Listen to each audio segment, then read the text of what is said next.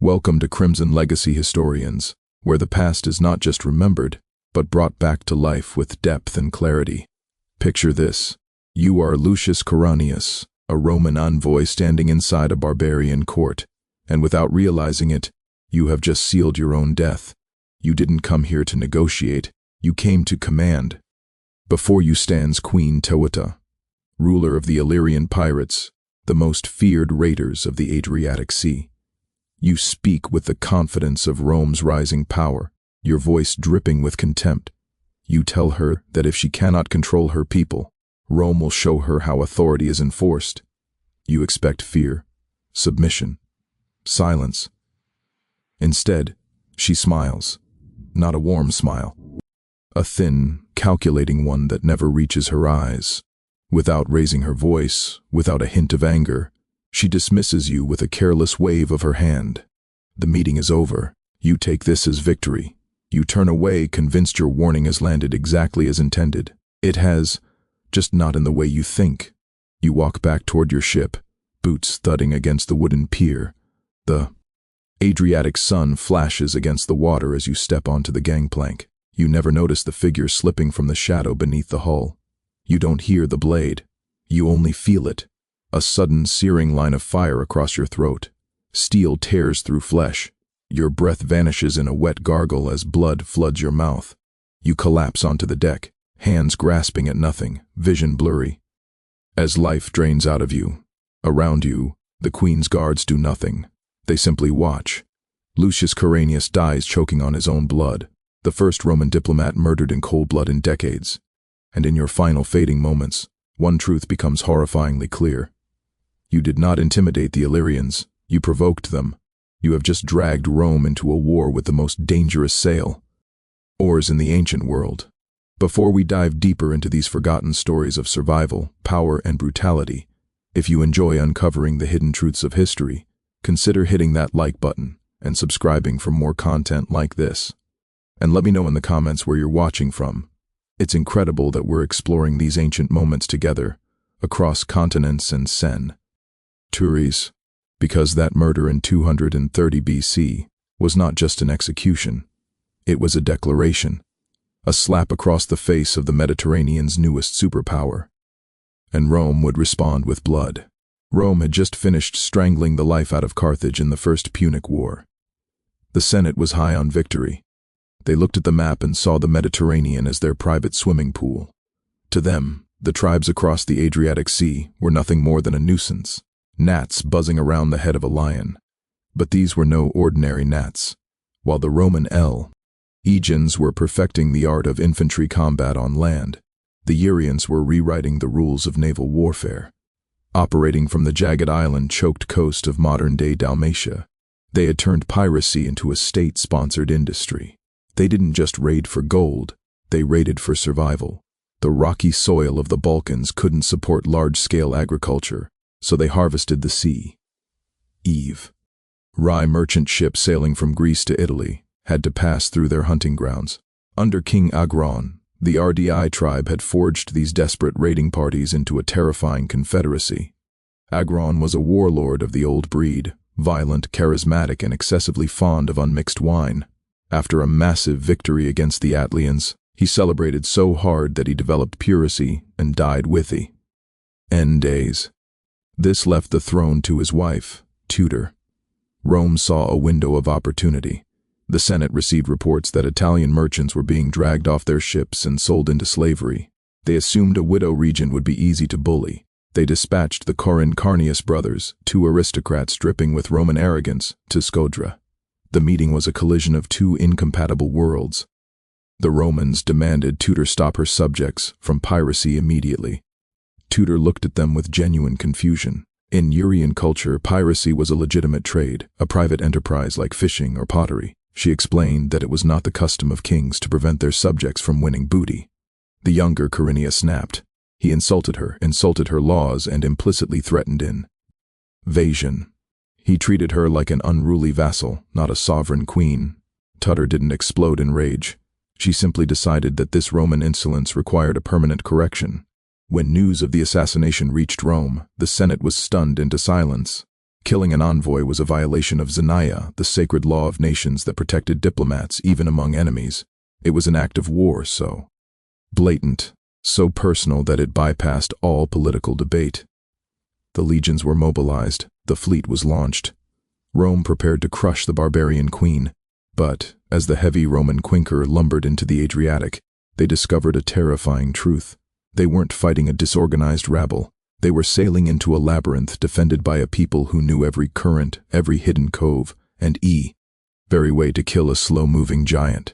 To understand why a single diplomat's murder could trigger an international crisis, we must look away from the marble columns of Rome and gaze at the jagged spine of the ancient Balkans. The kingdom of the RDA did not look like any civilization the Romans recognized.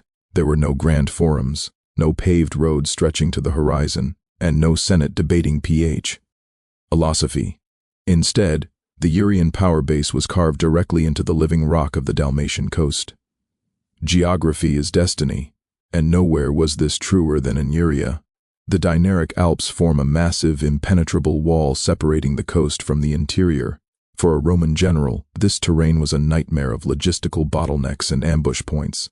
But for a pirate, it was a fortress built by gods. The coastline is a fractured mosaic of over 1,000 islands, hidden coves, and deep, twisting fjords. A ship could vanish into this labyrinth in seconds, hidden from pursuit by towering limestone cliffs that plunged vertically into the sea. This harsh environment dictated their economy. The rocky soil of the coast was stingy, yielding little wheat or olive oil. Survival required looking outward toward the rich trade routes connecting Greece and Italy. For the tribes living here, raiding wasn't a moral failing. It was a necessity. They harvested the merchant fleets just as a farmer harvests his field. Over centuries, this necessity evolved into a sophisticated culture of predation. The RDA kingdom rose to power by mastering this environment. Under the late King Agron, they had centralized the loose collection of tribes into a formidable state apparatus. Agron didn't just lead raids, he taxed them. He built a system where local chieftains provided ships and warriors in exchange for a share of the spoils and protection. It was a mafia-style protection racket, but on a geopolitical scale.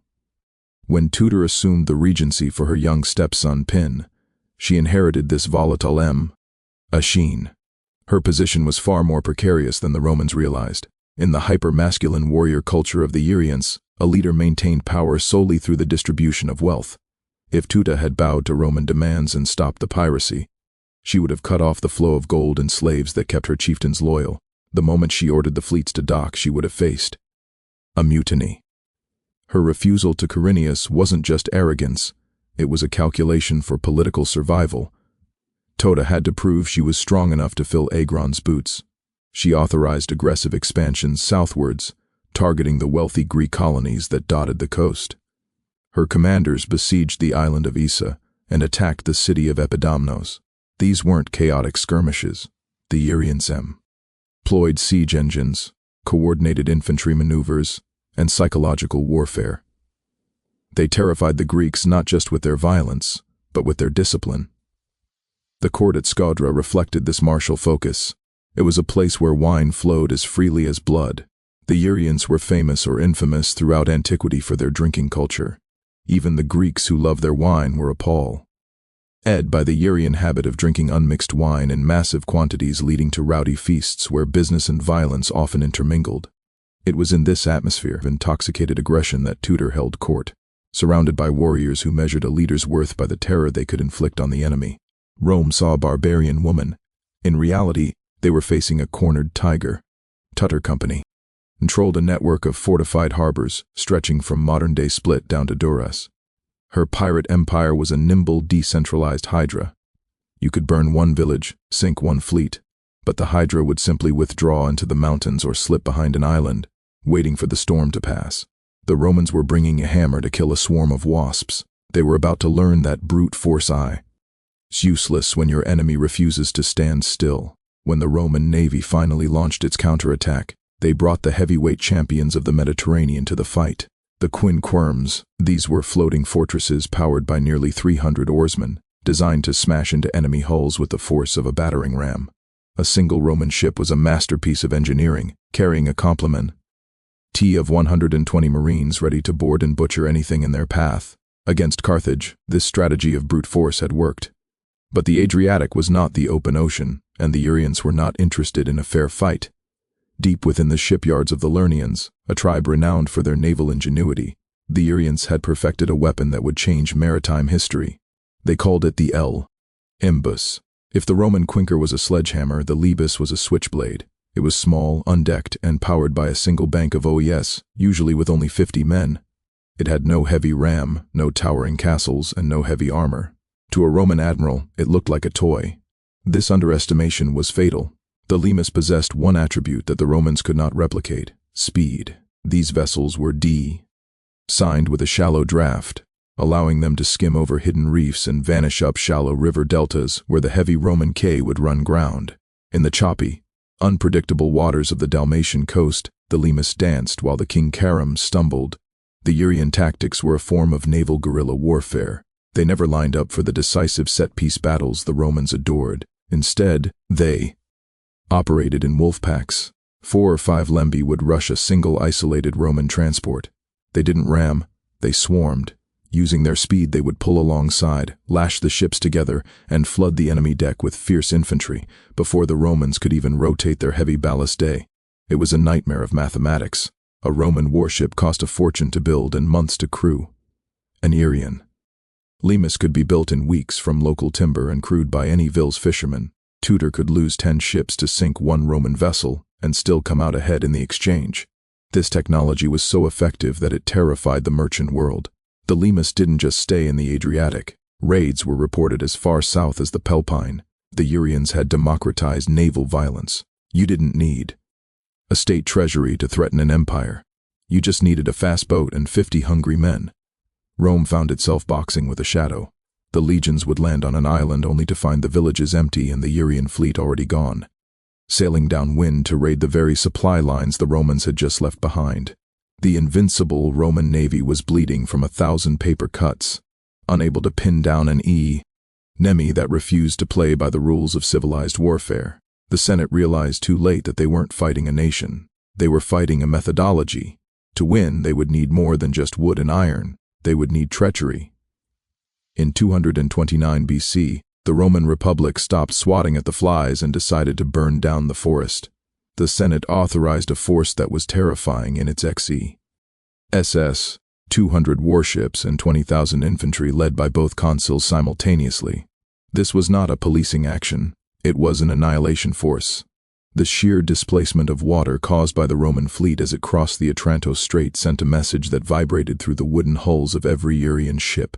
The game was over, but the Illyrian Wars would not be decided by a clash of prows or a storm of arrows. They would be decided in the mind of one man, Demetrius of Pharos. Demetrius was Queen Teuta's most capable general. He had been entrusted with the defense of Corsair, modern-day Corfu, the strategic key to the Adriatic. He commanded a garrison that could have held out for months, bleeding the Roman supply lines dry. But Demetrius possessed a trait common among successful pirates: a total lack of loyalty to anything but his own survival. As the Roman armada darkened the horizon, blocking out the morning sun, Demetrius did the math. He saw Teuta's regency crumbling under the weight of her own ambition. He saw the infinite resources of Rome, and he saw an opportunity. Instead of ordering his archers to man the walls, he sent a rowboat to the Roman flagship. The deal was struck in whispers. Demetrius surrendered Corsair without a single drop of blood being spilled. In exchange, the Romans promised to install him as a client king, ruling over the islands he once defended for Teuta.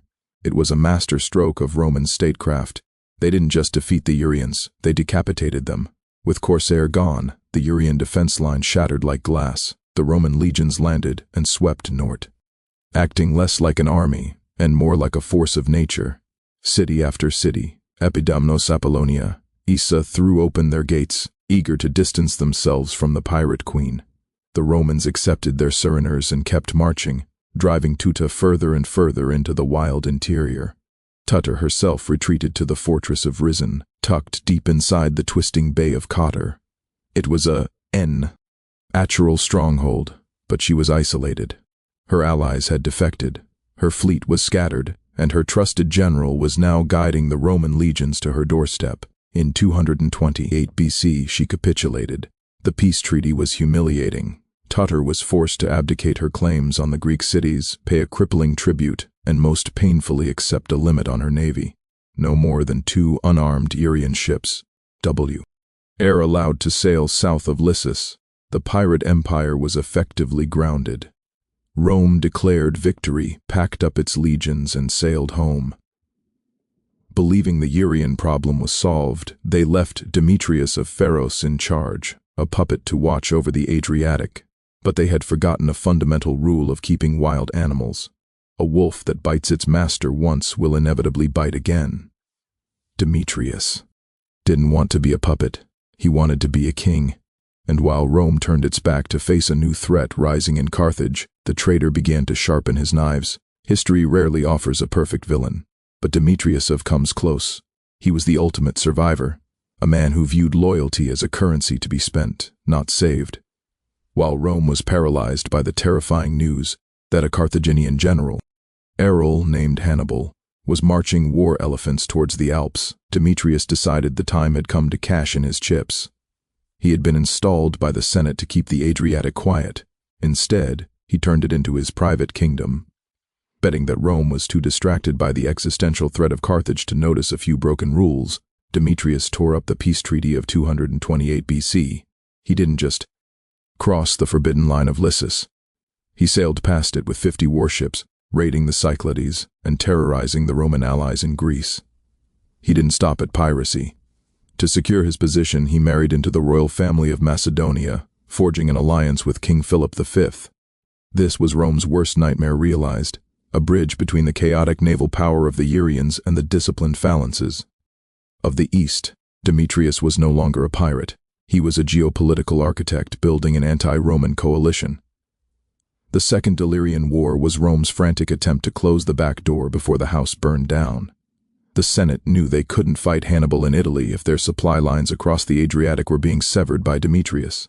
They dispatched Lucius Aemilius Paulus, a consul known for his grim efficiency, to crush the traitor. The campaign was a masterclass in Roman siege warfare. In a single week, the impregnable fortress of Demal was stormed and taken. The speed of the Roman advance caught Demetrius off guard. He retreated to his home island of Pharos, confident that his fortifications would hold.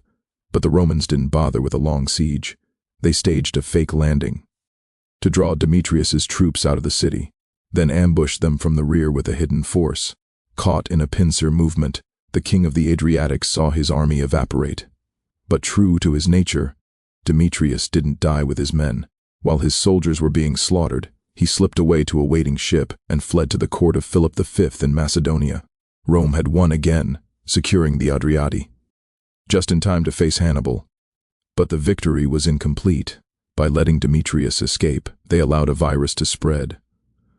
Demetrius would spend the rest of his life whispering poison into the ear of the Macedonian king, encouraging Philip to attack Rome when it was weakest. The Illyrian pirate had become a kingmaker, and his influence would drag Rome into decades of brutal conflict in the East. His snake had been chased out of the grass, but it had found a new, larger garden to infest. Fast forward 50 years to 168 BC, the world had changed. Rome was no longer just a powerful republic. It was the apex predator of the Mediterranean. But in the Illyrian capital of Scodra, a new king named Gentius was about to make the same old mistake. The Third Illyrian War wasn't started by ambition. It was started by a con artist. The king of Macedonia, Perseus, was desperate for allies against the Roman juggernaut. He looked at Gentius and saw a useful idiot.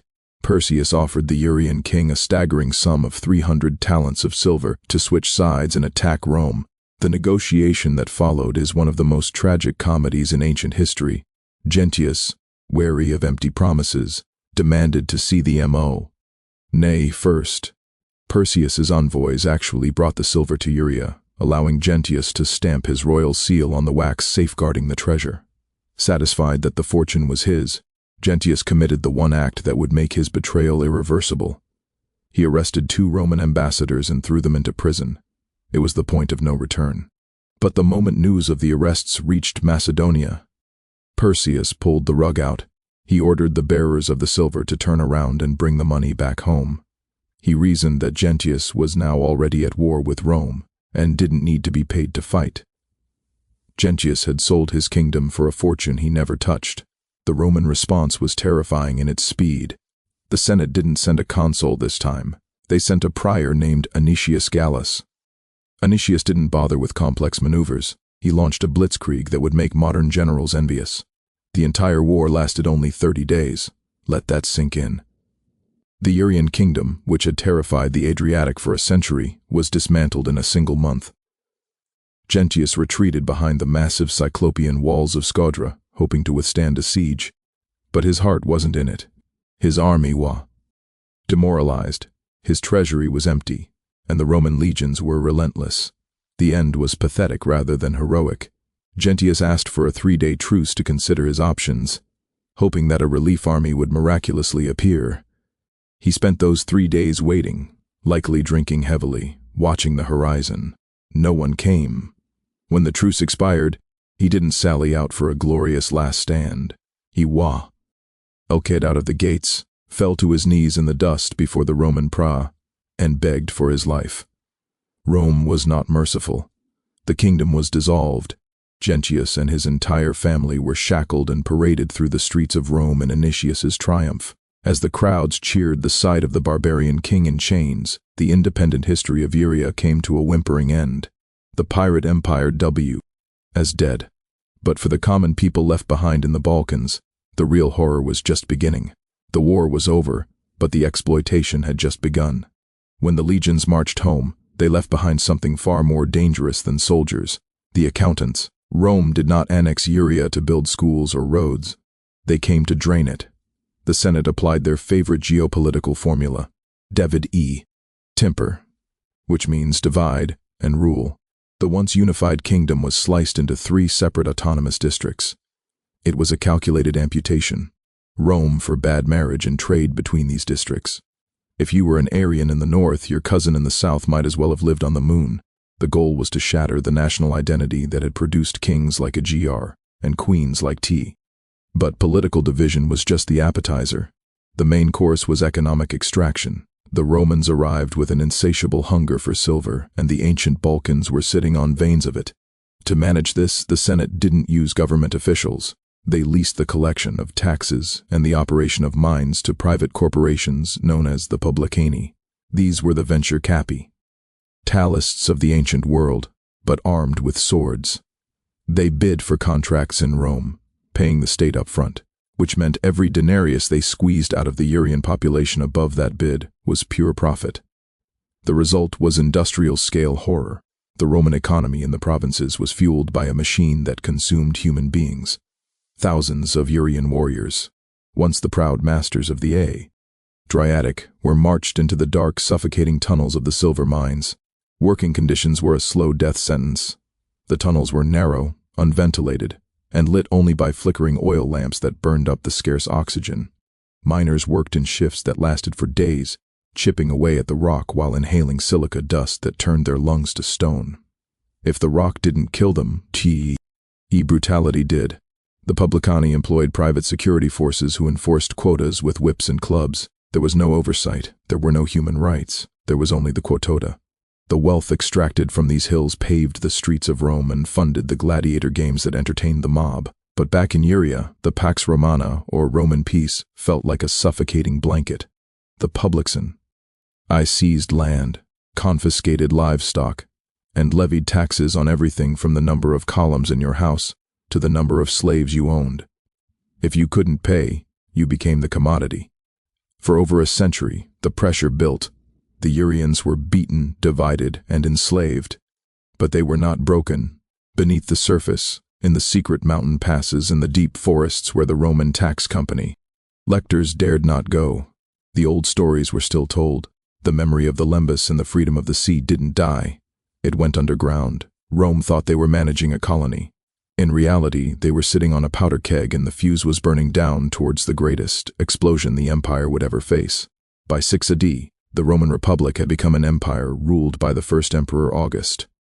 The world seemed stable, but in the mountains of Illyria, the pressure cooker was about to explode. The spark wasn't a tax or a beaten slave, it was a recruitment drive. Rome was planning a massive invasion of Germany, and needed bodies to fill the ranks.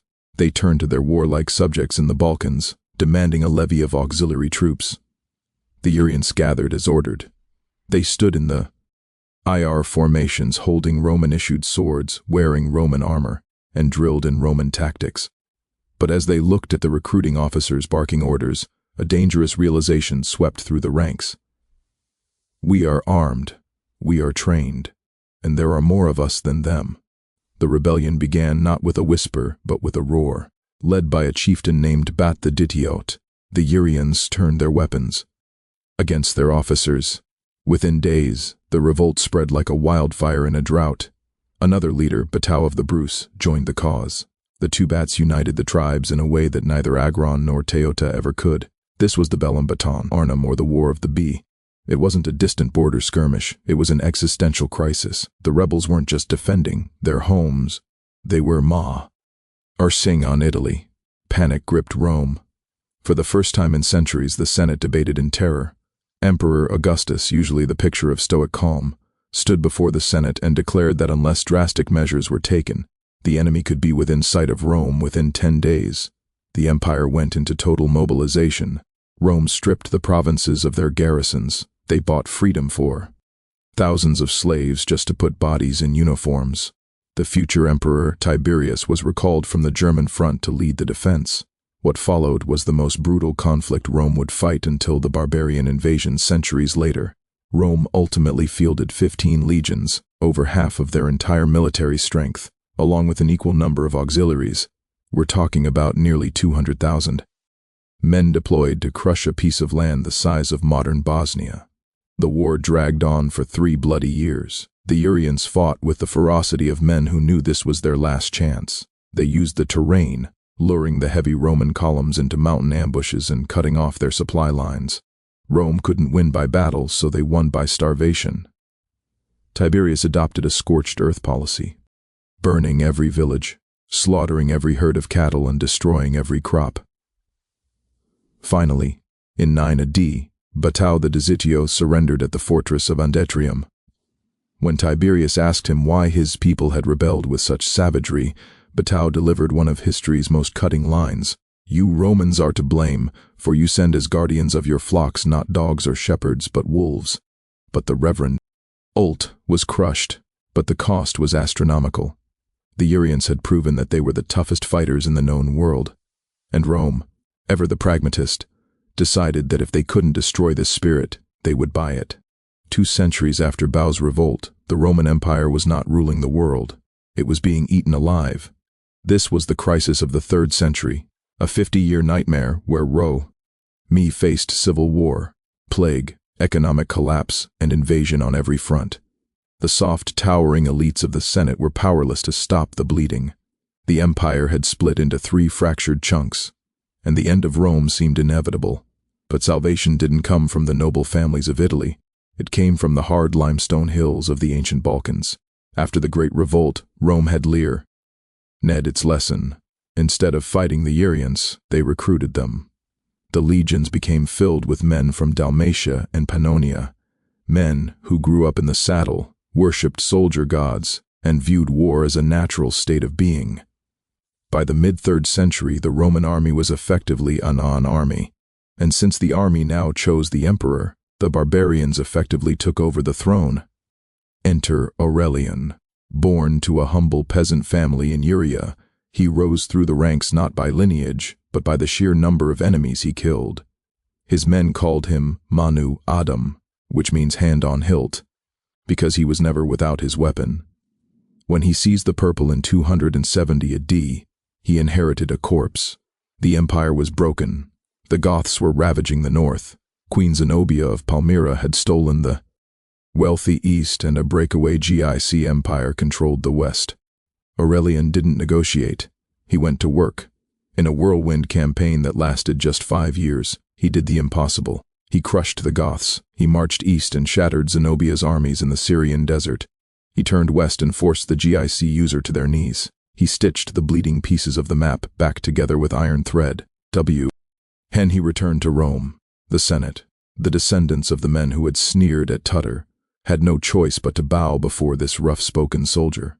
They granted him the title restitutor or restorer of the world. Aurelian was just the beginning. He was followed by Emperor Diocletian, another Illyrian who fundamentally reorganized the empire to survive for another 1,000 years.